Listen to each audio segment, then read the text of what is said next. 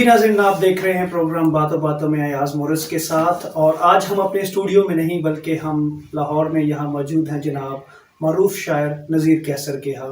اور آج جو ہے وہ عالمی سطح پر شاعری کا عالمی دن منایا جا رہا ہے، اور آج اس موقع کی مناسبت سے ہم نے یہ مناسب سمجھا اور ہمارے لیے یہ فخر کی بات ہے کہ آج ہم اس عہد کے بہت بڑے شاعر جناب نذیر کیسر کے ساتھ موجود ہیں۔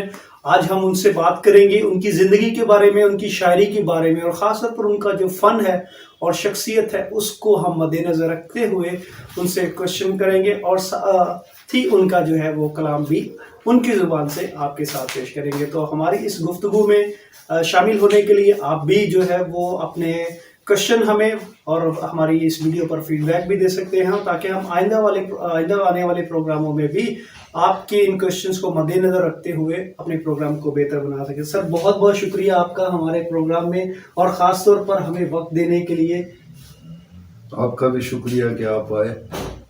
جی سر، میرا پہلا سوال یہ ہے کہ آپ ان چند شعراء میں ہیں جو اس وقت اس عہد کی ترجمانی کر رہے ہیں، اور آپ کو جو پذیرائی ملی، جو آپ کو عزت ملی، جو آپ کو مقام ملا، اور خاص طور پر ایک منفرد شخصیت ہونے کا اور شاعر ہونے کا اعزاز حاصل ہوا، کیسا لگتا ہے آپ کو؟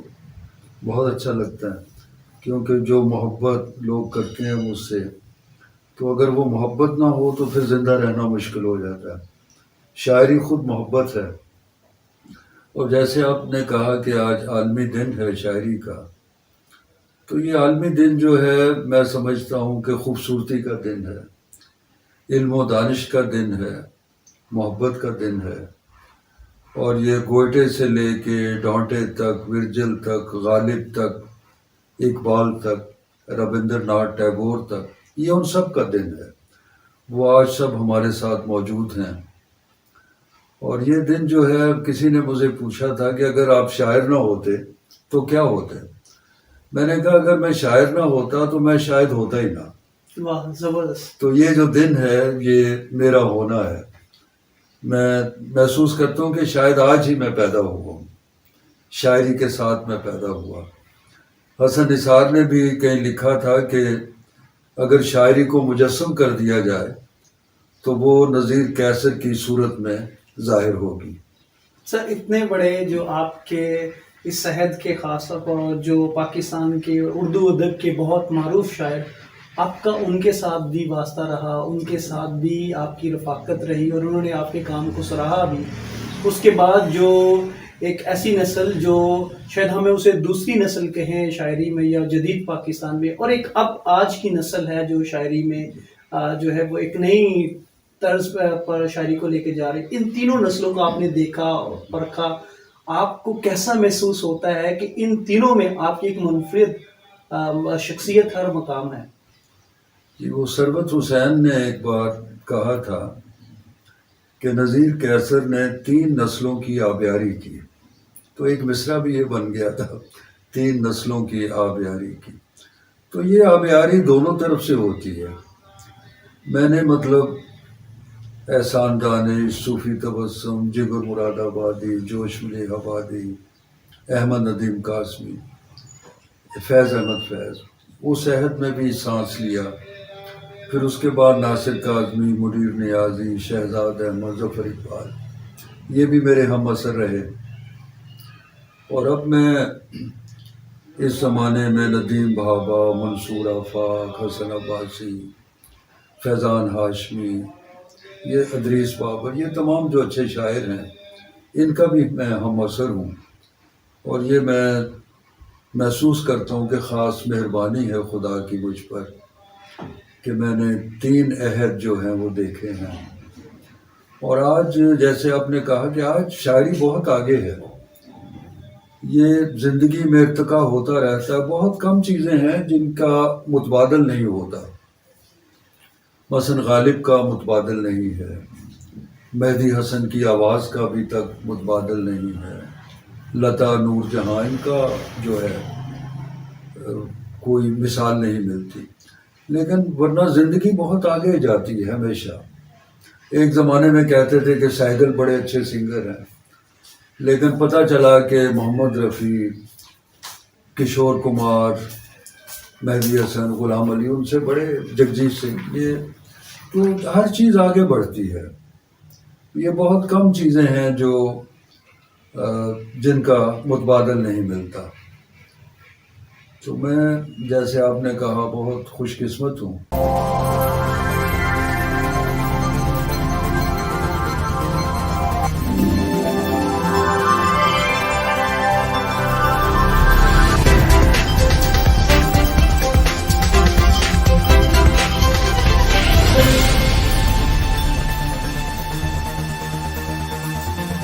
ویلکم بیک ناظرین، آپ دیکھ رہے ہیں پروگرام باتوں باتوں میں ایاز مورس کے ساتھ، اور آج ہم جناب نذیر کیسر کے ساتھ گفتگو کر رہے ہیں. سر، یہ بتائیے گا کہ آپ نے شاعری کب سے شروع کی اور کب آپ کو احساس ہوا کہ آپ جو ہے وہ شاعری کر سکتے ہیں؟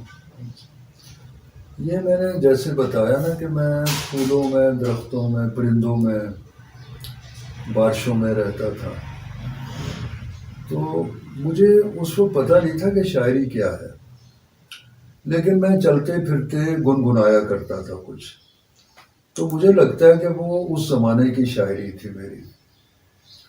تو کسی نے یہی پوچھا تھا مجھ سے کہ آپ نے کب شاعری شروع کی؟ تو میں نے کہا کہ جس دن پہلی صبح ہوئی تھی زبردست. اور جس دن پہلا پھول کھلا تھا، اس دن میں نے شاعری شروع کی تھی. اور ویسے باقاعدہ اگر وہ جو رسمی معنوں میں ہے تو وہ 1959 میں باقاعدہ لکھنا شروع کیا. اور میری خوش قسمتی ہے کہ 60 کے زمانے میں بہت کم عرصے میں تمام بڑے رسائل جو ہیں ان میں میری چیزیں چھپتی تھیں. فنون، نقوش، شعراء، سیب، ادب لطیف، لیل و نہار، یہ اس زمانے کے بڑے ادبی پرچے تھے. تو بہت جلدی، اور 68 ہی میں میرا پہلا مجموعہ چھپ گیا، آنکھیں چہرہ ہاتھ، جو میں نہیں چاہتا تھا، لیکن پبلشرز ایک تھے جو انہوں نے کہا کہ ہم آپ کی کتاب چھاپنا چاہتے ہیں. تو میں نے انہیں کہا کہ نہیں، ابھی نہیں. لیکن ناصر کاظمی نے ضد کی، مجھے کہنے لگے کہ آج سے 10-20 سال بعد جب آپ پیچھے مڑ کے دیکھیں گے تو آپ کو پتہ نہیں چلے گا کہ آپ نے سفر کہاں سے شروع کیا اور پیچھے کن منزلوں سے گزرے، اور ممکن ہے یہ شاعری گم ہو جائے اور ممکن ہے آپ کے دل سے اتر جائے، تو اسے آپ محفوظ کریں. تو پھر میں نے ان کو کہا، کو 150 غزلیں تھیں اس زمانے میں. تو میں نے انہیں کہا کہ پھر آپ اس کا انتخاب کر دیں. تو انہوں نے انتخاب کیا اس پہ. میں نے کہا آپ نے بہت سی وہ غزلیں نکال دی جو مجھے اچھی لگتی ہیں. تو ناراض ہو گئے، کہنے لگے پھر آپ خود کر لیں. تو وہ پھر 72 غزلیں جو انہوں نے انتخاب کی تھیں وہ آنکھیں چہرہ ہاتھ کے نام سے چھپی. اور پہلی کتاب ہی اتنی وہ مقبول ہوئی. پروین شاکر، ثروت حسین، جمال احسانی، یہ کراچی میں تھے، یہ مجھے خط لکھا کرتے تھے. یہ اسٹوڈنٹ تھے اس زمانے میں. اور تقریباً 12-13 برس بعد خوشبو چھپی پروین شاکر کی. اور اگر آپ آنکھیں چہرہ ہاتھ پڑھ کے خوشبو پڑھیں تو آپ کو پتہ چلے گا کہ کتنا اس میں اس کا اثر ہے. اور پروین نے اعتراف بھی کیا اس کا. انہوں نے کہا کہ میں بہت متاثر ہوں نذیر کیسر سے، اور لکھا بھی کہیں کہ آنکھیں چہرہ ہاتھ میری پسندیدہ ترین کتاب ہے. تو یہ میرا ابتدائی زمانہ تھا. اور میری خوش قسمتی یہ ہے کہ میرے دوستوں میں، جب میں جوان تھا تو میرے دوستوں میں فیض احمد فیض، احمد ندیم قاسمی، صوفی تبسم، جو مجھ سے عمر میں کافی بڑے تھے، تو وہ مجھ سے بڑی محبت کرتے تھے. اور میں مال ٹاؤن میں رہتا تھا 60 میں. اس زمانے میں فیض احمد فیض، حفیظ جلندری، اعجاز حسین بٹالوی، بڑے اچھے لوگ مال ٹاؤن میں رہتے تھے. تو ان سے رفاقتیں رہتی تھیں. تو ان سے میں نے بہت کچھ سیکھا، ان لوگوں سے، ان دوستوں سے. سر، آپ کو محبت کا شاعر کہا جاتا ہے. کیا آپ اس بات سے اتفاق کرتے ہیں اور اس بات کا آپ کو فخر بھی محسوس ہوتا ہے کہ آپ کی ایک منفرد انفرادیت بنی ہوئی ہے؟ جی، وہ کہا جاتا ہے نا کہ گاڈ از لو صحیح. اور لو از گاڈ. تو میں تو پوری کائنات کو محبت سمجھتا ہوں. یہ تمام رشتے جو ہیں چیزوں کے آپس میں، یہ محبت کے رشتے ہیں. اور ہم نے اس کو ایک رسمی سی چیز سمجھ لی ہے، ایک روایتی سا ایک رویہ ہے محبت کا، اور ہم نے کبھی اس کو ایز ویلیو نہیں لیا. محبت ایک قدر ہے، ایک ویلیو ہے. تو میں نے اپنی شاعری میں محبت کو ایز ویلیو لیا ہے کائنات میں. اور پروین ہی مجھے یاد آئی، پروین شاکر نے مجھے کہا کہ سر آپ کی شاعری میں محبت اس طرح نہیں ہے جس طرح اردو شاعری میں ہوتی ہے. تو میں نے کہا کہ پروین دیکھو، میں کہتا ہوں کہ عورت خوبصورت ہے تو لوگ حیرت سے مجھے دیکھتے ہیں، اور میں کہتا ہوں درخت خوبصورت ہے تو کسی کو حیرت نہیں ہوتی، حالانکہ میں نے ایک ہی بات کی ہوتی ہے. تو محبت کو ہم نے صرف عورت کی حد تک محدود کر رکھا ہے. سر یہاں ہم بریک لیں گے، بریک کے بعد واپس آئیں گے تو مزید گفتگو کریں گے. ہمارے ساتھ رہیے گا.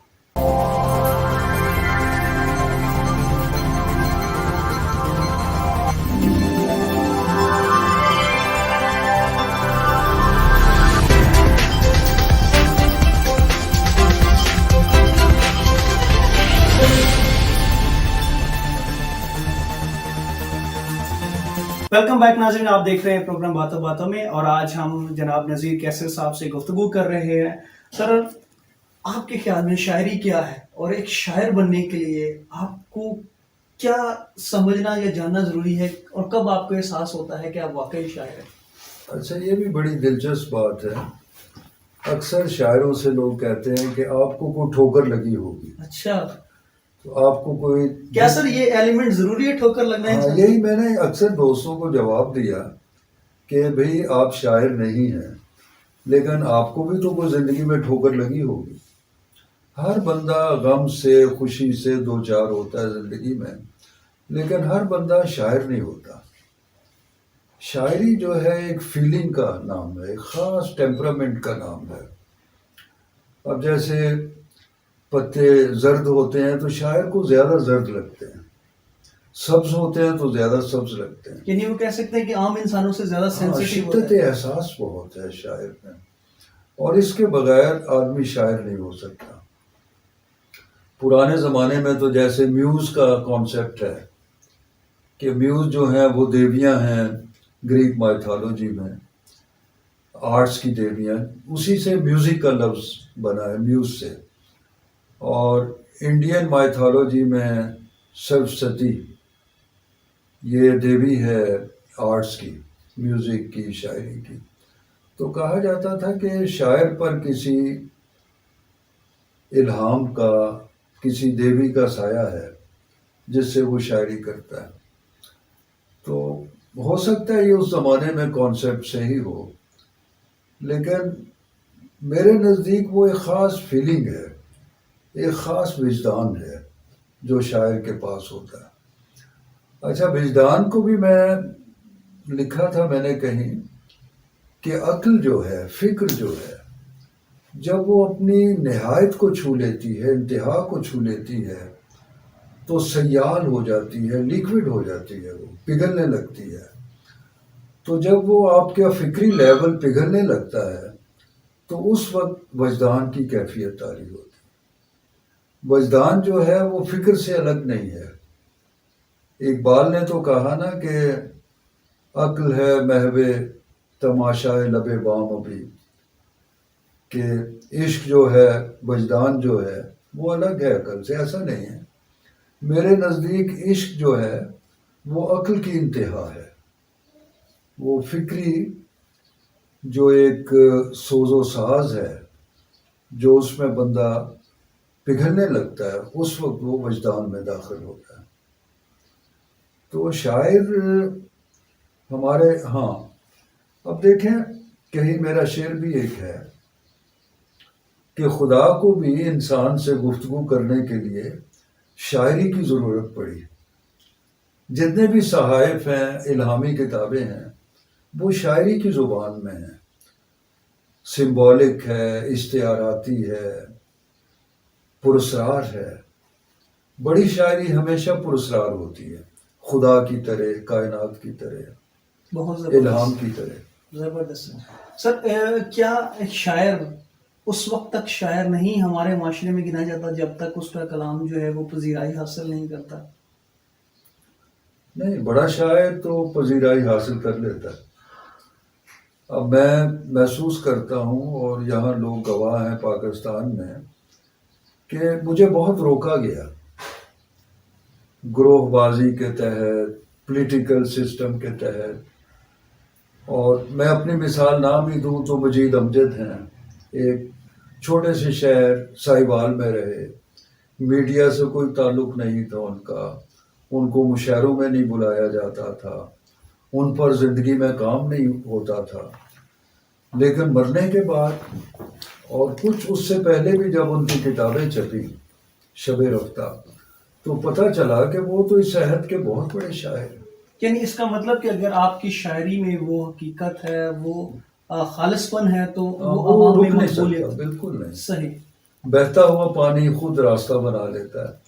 وہ میں کہتا ہوں ایک بیج کو آپ کہیں پھینک دیں، اس کے اوپر پتھر رکھ دیں، تو اگر اس میں جوش نمو ہے، قوت تخلیق ہے، تو وہ بیج پھوٹے گا اور ایک سائڈ سے ایک شاخ نکل جائے گی، اور وہ شاخ جو ہے پتھر سے باہر آ کر پھول کھلا دے گی.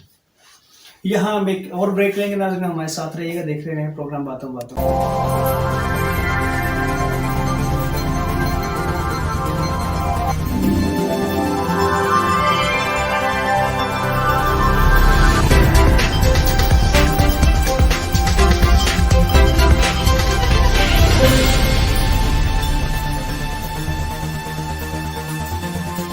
مورس کے ساتھ، اور آج ہم جناب نذیر کیسر کے ساتھ خصوصی نشست رکھ رہے ہیں اور ان سے ہم بات کر رہے ہیں. سر، میں آپ کی ابتدائی زندگی کے بارے میں اور خاص طور پر جو آپ کا بچپن ہے کیسا گزرا؟ بڑا خوبصورت گزرا.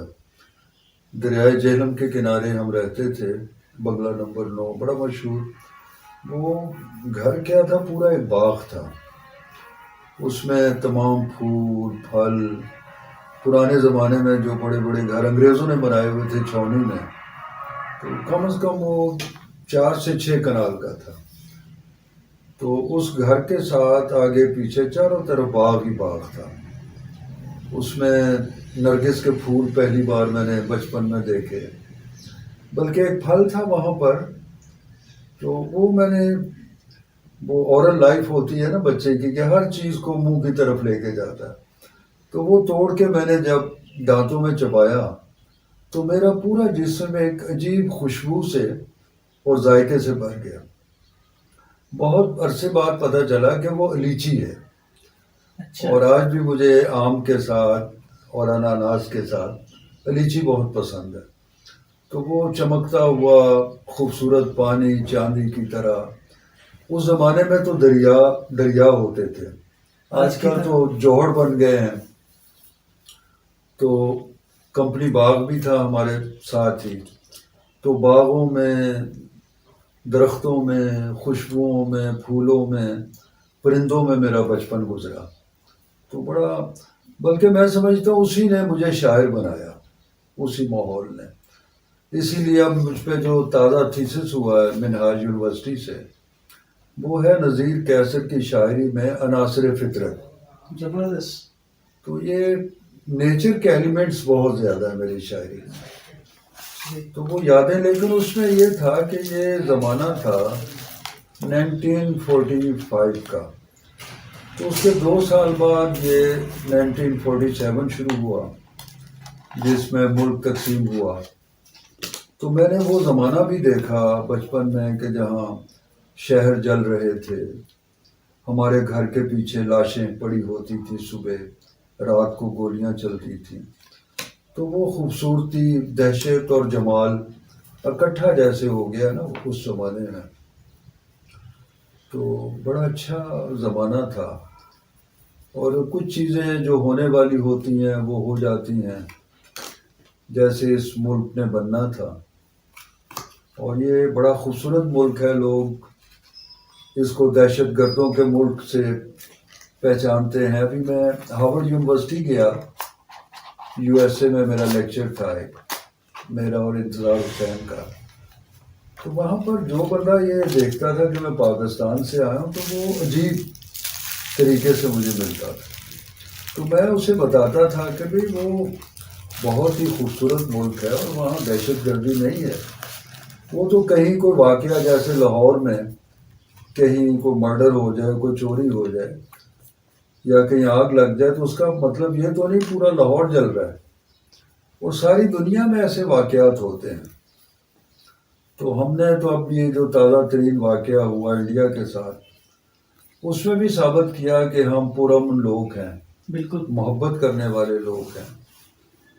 تو وہاں پر ہاں وہ ایک امریکی نے ہال میں اٹھ کے مجھ سے سوال کیا کہ کہا جاتا ہے کہ یہ عہد جو ہے، یہ زمانہ جو ہے، یہ تہذیبوں کے تصادم کا زمانہ ہے۔ تو میں نے کہا کہ میں اس سے اتفاق نہیں کرتا، یہ تہذیبوں کے اور زمانوں کے رفاقت کا زمانہ ہے، یہ محبت کا زمانہ ہے، چیزیں ٹوٹ پھوٹ کے ایک دوسرے سے جڑ رہی ہیں، ورنہ آپ ماضی میں دیکھیں کہ جو جنگیں ہوتی تھیں کتنی ہولناک، کتنی خوفناک جنگیں تھیں، بادشاہ جو تھے ان کا کوئی اصول نہیں ہوتا تھا۔ تو یہ بہت خوبصورت زمانہ ہے جس میں ہم جی رہے ہیں، یہ سائنس کا، فلسفی کا، شاعری کا زمانہ ہے۔